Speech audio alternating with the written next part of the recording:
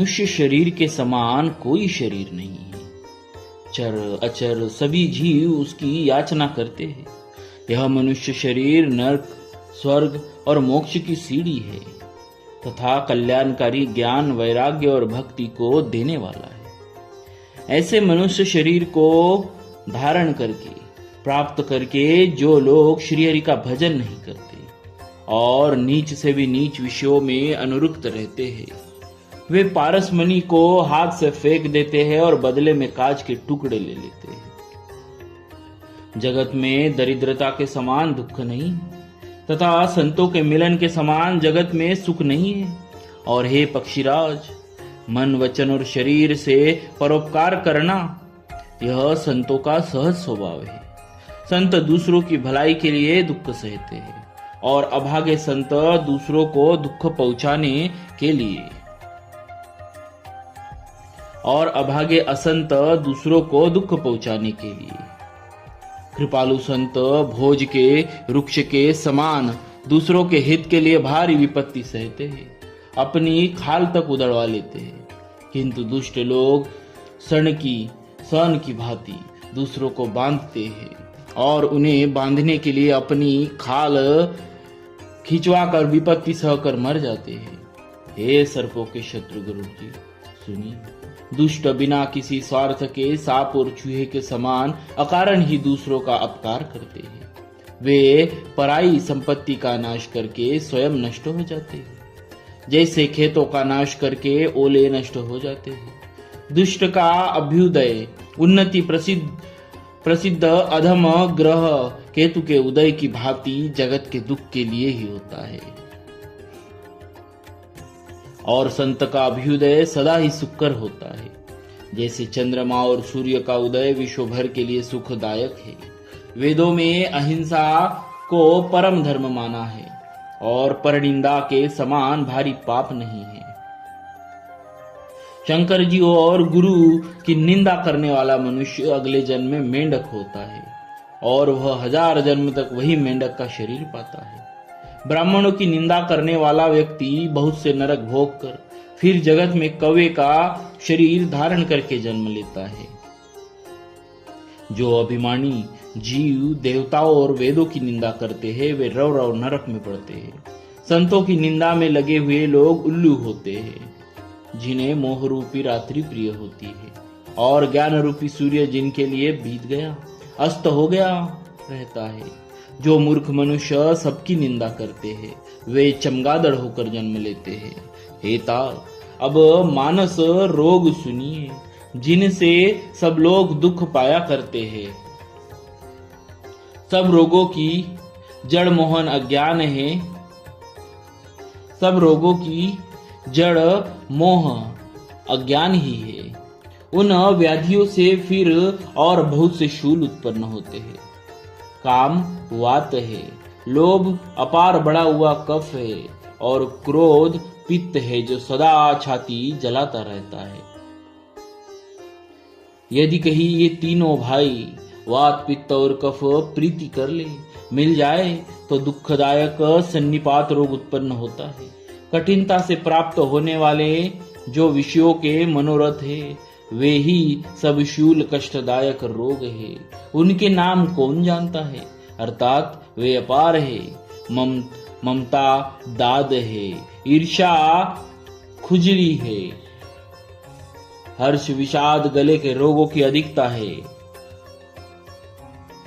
गलगंड, कंठमाला या घेगा आदि रोग है। पराये सुख को देखकर जो जलन होती है वही क्षयी है। दुष्टता और मन की कुटिलता ही कोढ़ है। अहंकार अत्यंत दुख देने वाला डमरू गांठ का रोग है। दंभ, कपट, मद और मान नहरुआ नसों का रोग है। तृष्णा बड़ा भारी उदर रुद्धि जलोदर रोग है। 3 प्रकार पुत्र धन और मान ही प्रबल इच्छाएं प्रबल तिजारी है। मत्सर और अविवेक 2 प्रकार के ज्वर है। इस प्रकार अनेक बुरे रोग है जिन्हें कहा तक कहूं। एक ही रोग के वश होकर मनुष्य मर जाते हैं। फिर ये तो बहुत से असाध्य रोग है ये जीव तो निरंतर कष्ट देते रहते हैं। ऐसी दशा में वह समाधि शांति को कैसे प्राप्त करे? नियम, धर्म, आचार, उत्तम आचरण, तप, ज्ञान, यज्ञ, जप, दान तथा और भी करोड़ों औषधियां हैं, परंतु हे गरुड़ जी, उनसे ये रोग नहीं जाते। इस प्रकार जगत में समस्त जीव रोगी है, जो शोक, हर्ष, भय, प्रीति और वियोग के दुख से और भी दुखी हो रहे हैं। मैंने ये थोड़े से मानस रोग कहे हैं, ये है तो सबको, परंतु इन्हें जान पाए ऐसे कोई विरले ही है।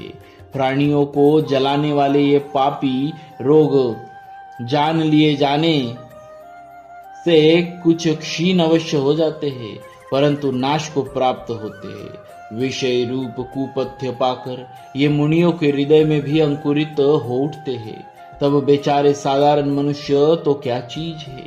यदि श्री राम जी की कृपा से इस प्रकार का संयोग बन जाए तो ये सब रोग नष्ट हो जाए।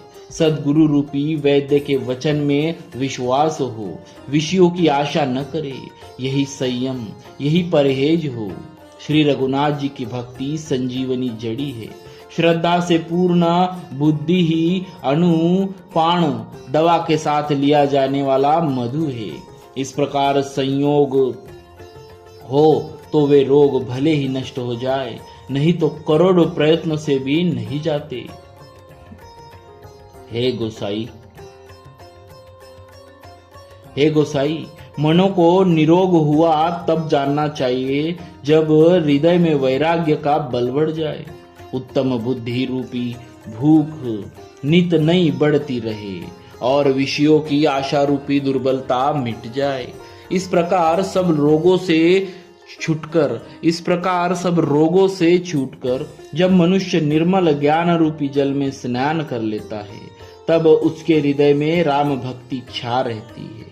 शिव जी, ब्रह्मा जी, शुकदेव जी, सनकादि और नारद आदि ब्रह्म विचार में परम निपुण जो मुनि हैं, हे पक्षीराज, उन सब का मत यही है कि श्री राम जी के चरण कमलों में प्रेम करना चाहिए। श्रुति, पुराण और सभी ग्रंथ कहते हैं कि श्री रघुनाथ जी की भक्ति के बिना सुख नहीं है।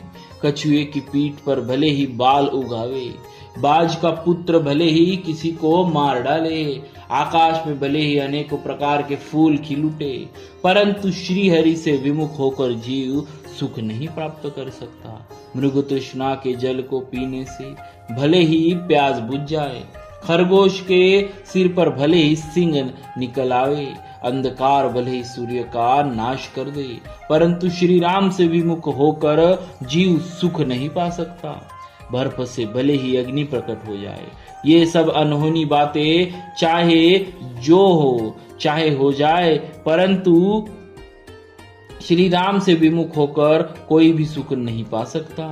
जल को मथने से भले ही घी उत्पन्न हो जाए और बालू को पेरने से भले ही तेल निकल आवे, परंतु श्री हरि के भजन बिना संसार रूपी समुद्र से नहीं तरा जा सकता। यह सिद्धांत अटल है। प्रभु मच्छर को ब्रह्मा कर सकते हैं और ब्रह्मा को मच्छर से भी तुच्छ बना सकते हैं। ऐसा विचार कर चतुर पुरुष सब संदेह त्याग कर श्री राम जी को ही भजते हैं। बोलिए श्री सीताराम जी महाराज की जय। भक्तवत्सल भगवान की